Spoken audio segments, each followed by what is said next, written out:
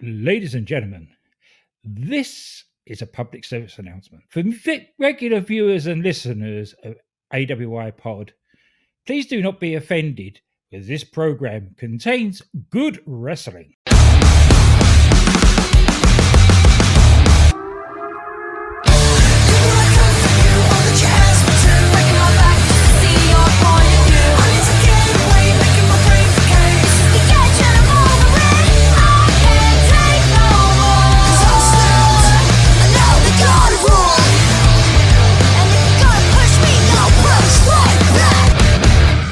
Hello and welcome, ladies and gentlemen, to another episode of A Cup of UK Heritage. This is the fourth episode. I am your host, Brent Piles, and as you know, I do not come to these things alone. I've got the shooting half of our three-man tag team that we've got going on here at the AWI Pod. It's Glenn Abbott, GA WrestleNet. Glenn, how you doing? How could I be a half of a three-man?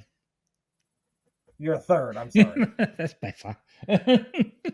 Don't make me do math. I'm doing well, apart from I'm absolutely melting at the moment because it's quite nice and warm over it's there. quite warm, yeah, and the sun comes right in my living room window, and I had to shut the window because we're on a busy main road, so it's even hotter. It's even hotter, yes.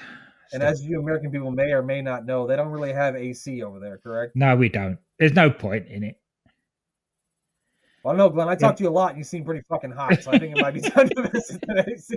Yeah, perhaps as the global warming and cooling goes on, I might get myself something. Eventually, we're all just going to melt. Yeah. So it's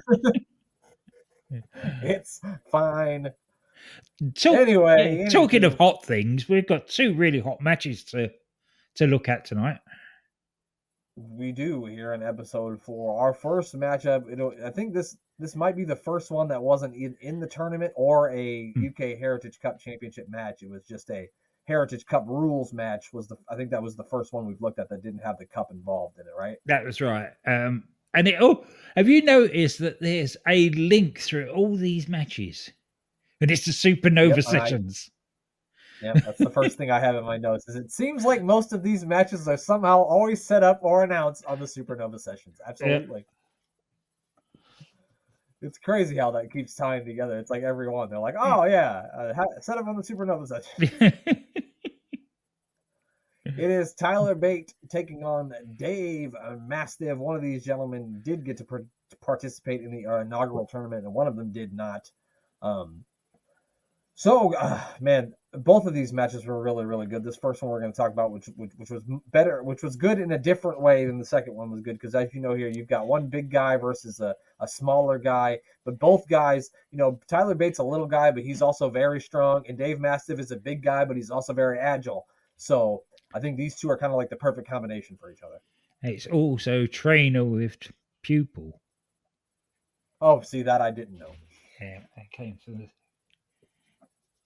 I think back in the early days, Dave was part of the training team that got him into the business.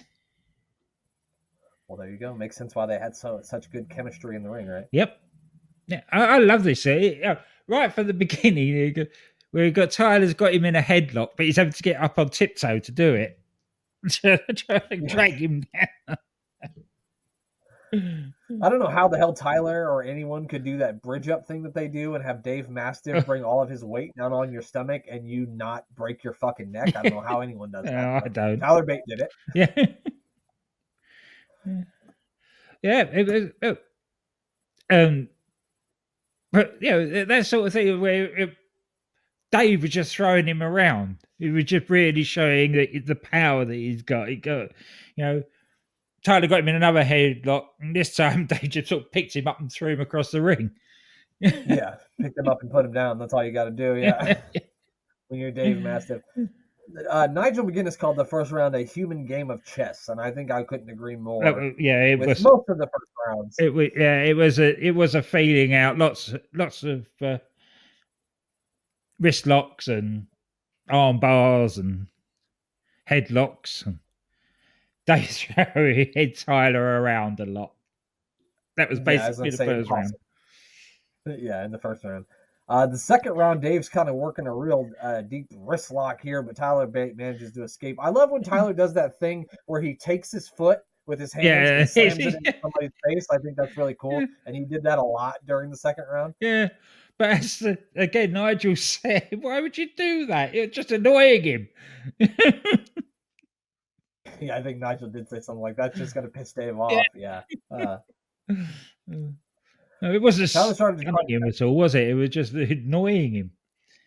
But yeah. Yeah, it was like them fly landing on your arm. Yeah. You know? Yeah. We get a fall in this round. And how that happened, it was amazing. It really was. So Bate goes to do it, like he jumps up on the middle rope and then he tries to do like a sunset flip, which he almost just completely bounced off the back of Dave Mastiff. Yeah. I don't know if you saw that, but it looked like he hit him and then he had to like regrip himself because he was about to just flop over him. And then Dave kind of switched it into like a crucifix of some sort. Yeah, they sort of tried to get him into a crucifix, and Tyler managed to just sort of topple him over. He was like, well, because it's top heavy, he just sort of went over and rocked back, and Tyler managed to get the pin. It was strange. Yeah, it caught you off guard too, because it's only about a minute and 30 seconds into the round. But yeah, a really interesting pin, a real cool way to get into a pinfall, especially with the bigger guy, the little guy using the big guy's momentum against him to kind of keep his shoulders down. Very innovative. Yep. Then we start round 3. For some reason, after there were some big forearms from the pair of them to start round 3, and then Tyler thinks it's going to be a good idea to try and pick this huge guy up. Not the best idea, yeah. I wonder why he did his back in. It makes a lot of sense. It's all starting to come together now, yeah. I had that in my notes too. Because Tyler Bate tried to pick up the pace a little bit here. He tried to use his speed a little bit against Mastiff here. But getting into a slugfest and then trying to pick up Dave Mastiff is never a good idea for any man. Unless you're like Andre the Giant or something. I don't know.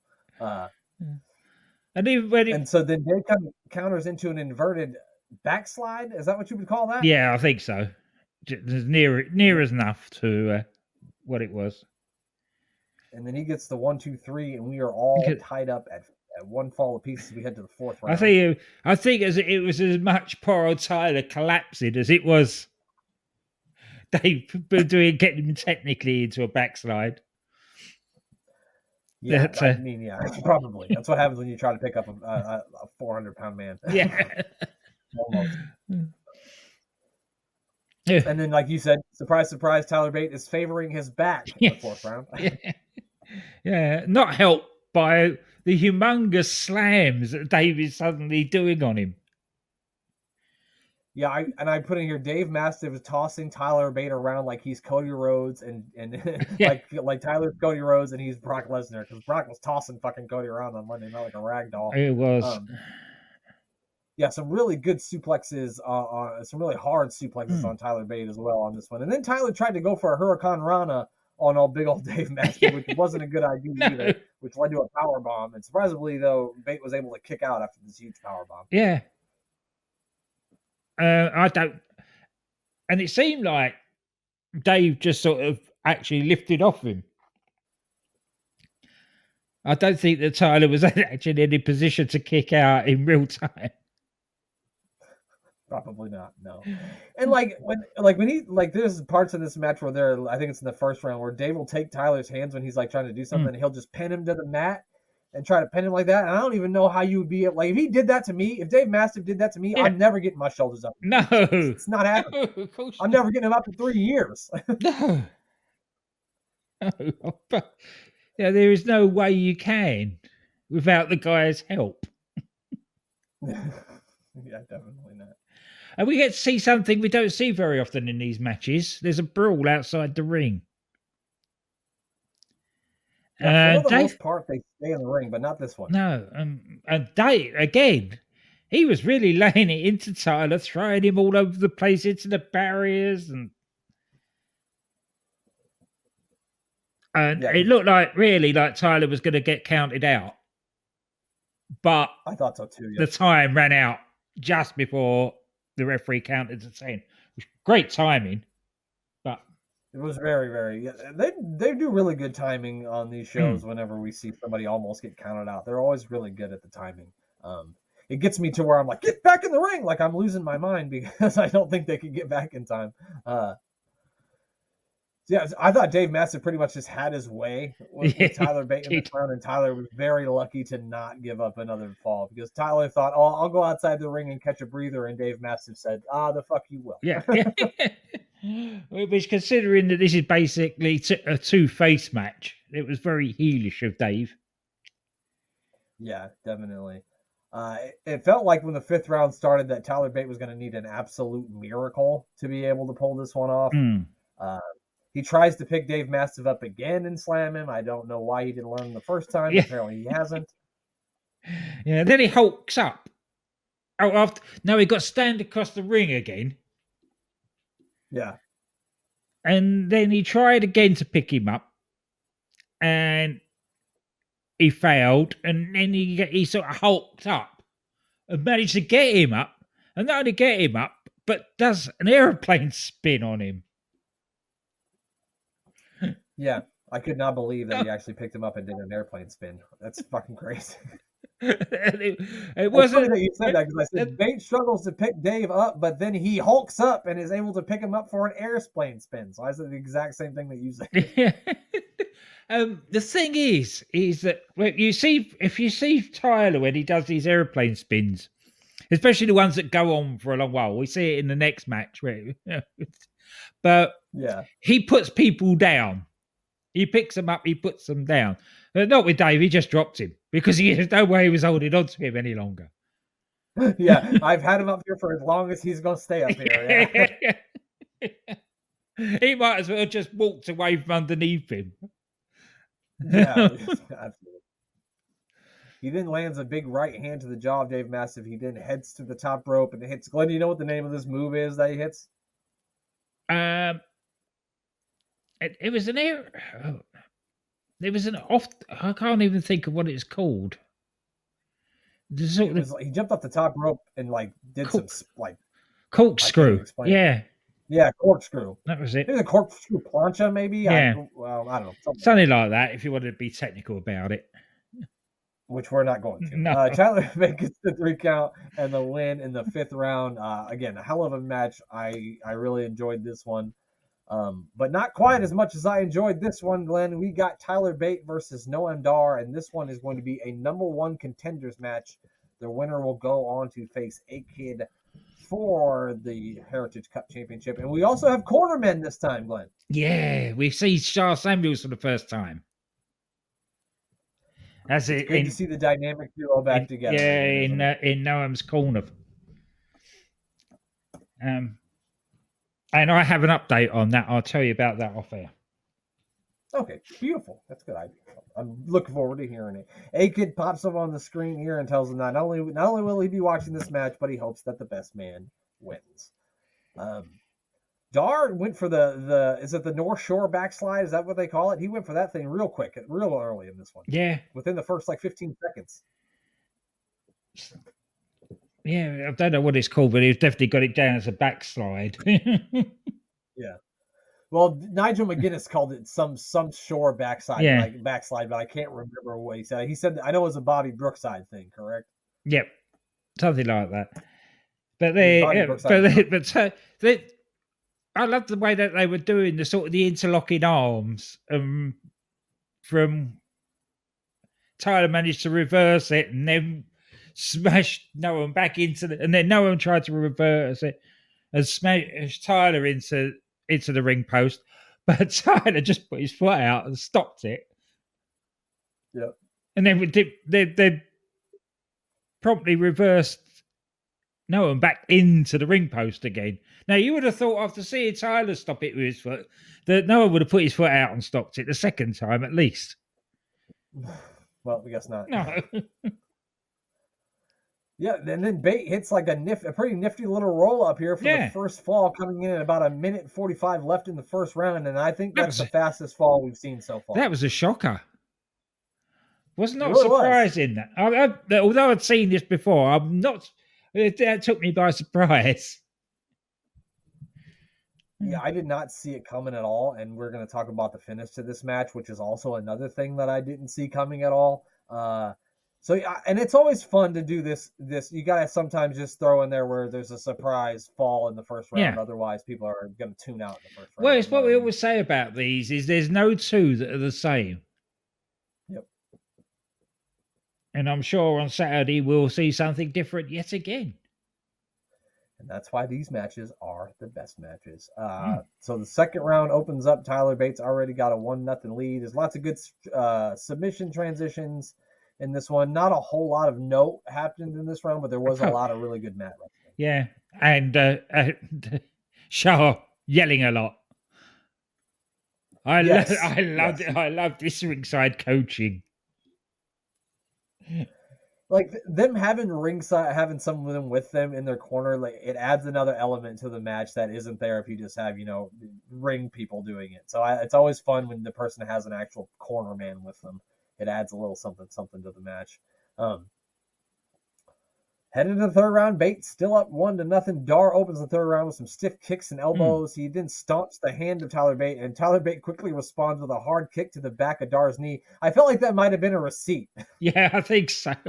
But then again, that was because as Nigel said, it's his own fault for turning his back on him. True. Yeah. It was just the way that Dar stomped his hand, and then the way that Bate snapped around and kicked him real quick. Yeah. I just feel like maybe Noam stomped his hand a little harder than he wanted him to, and so then he just kicked him real quick. That's just what it felt like. You're talking about receipts. If that was a receipt for something that Noam had done on Tyler, Noah gave him one back with that spinning back elbow. Yes. That looked a bit stiff. Yes. The whole third round was very, very stiff. I would say it was. Never mind. I was going to make a bad stiff joke, but I'm not going to say that for AWR. Yeah. Bate looks to have a little bit of a knee injury, but picks up Dar for an airplane spin, and then instead of stopping and trying to pin him, he continues the airplane spin for the final 30 seconds of the round. You think that's a good idea, or you think you should have just pinned him? No, you should have tried to pin him. That's what they were saying in commentary as well. Yeah, with five, when they get the click to say there's 10 seconds left, that's when you put them down and try to pin him. Right. But Bate didn't do that. He decided to make him a little bit more dizzy, which Dar was very dizzy. He was still showing some of the effects when we started the third round. He was looking a little punch drunk out there. And then he goes straight back into it in round 4. Straight back into another airplane spin, followed by a bloody rebound lariat. And he still had to get the 2 count.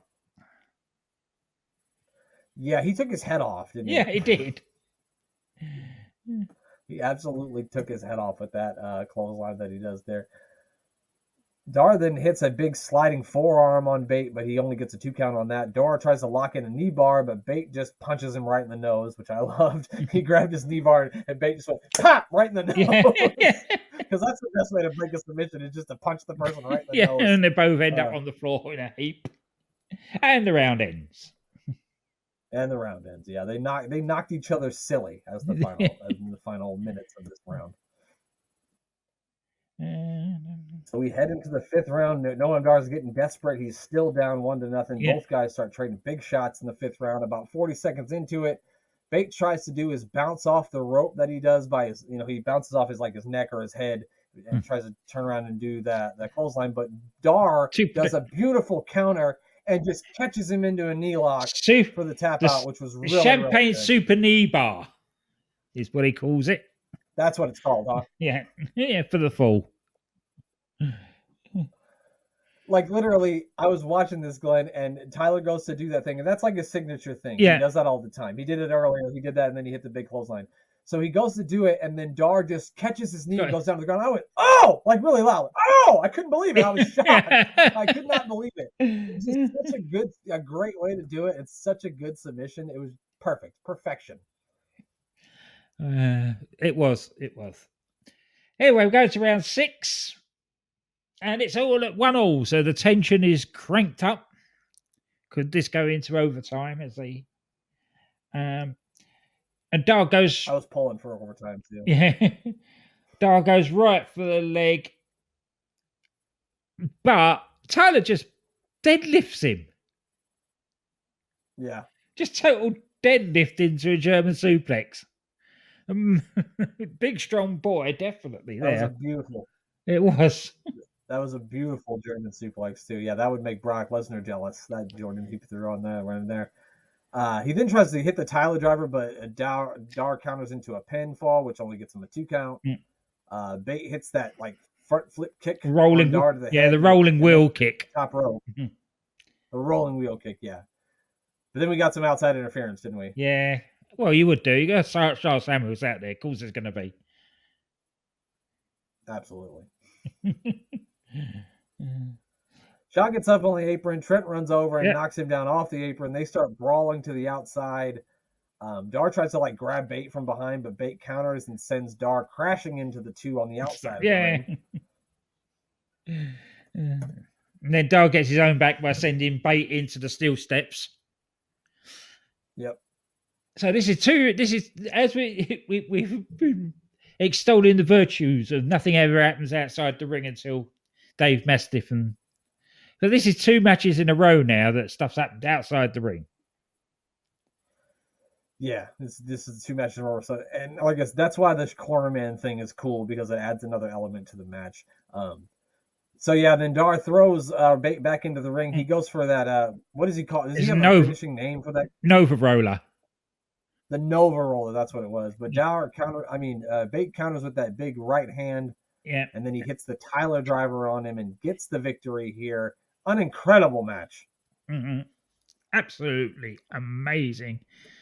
As I said to you off there, these guys at this time, and probably still are, we'll see on Saturday, are probably 2 of the best technical wrestlers on the planet. And I stand by that. I'm going to stand by that with you, because I absolutely agree. Just really good stuff. I mean, the mat wrestling, everything was good. The storytelling, the finishes, the falls, the interference was done well. There wasn't too much interference. It was just the right amount. So yeah, really good shit here. I love this match. It was very, very good. I would give it 5 stars. If I was rating matches, that one's getting that. Yeah, definitely. It would definitely get 5 stars if we were rating it. I mean, and Dave versus Tyler Bate would probably get 4. So they were both really good. Yep. And there's even. So make sure you join us for episode 5. We're going to look at Tyler Bate taking on A-Kid for the Heritage Cup Championship, and the winner of that will face off against one of your former favorite guys, Glenn, the former Jobber of the Week, Jack Stars. Yay! Will be in our other Heritage Cup match up. Glenn, do we got to plug anything before we get out of here? I suppose I better today. Apart from our stuff, which you could plug, I just want to give a shout out to DDT Wrestling, DC and Doc. They're still carrying on despite having these sort of soul searching about what direction the show was going to go in, and they decided to keep it exactly the same, which is what everybody wanted. They said, "Fuck that shit." Yeah, we'll just keep doing what we're doing. Yeah, smart. I would have done. I'm booking the territory. UTT Rob and Dan Griffin. We've got UTT Rob coming on a show very soon with us, and we look forward to that.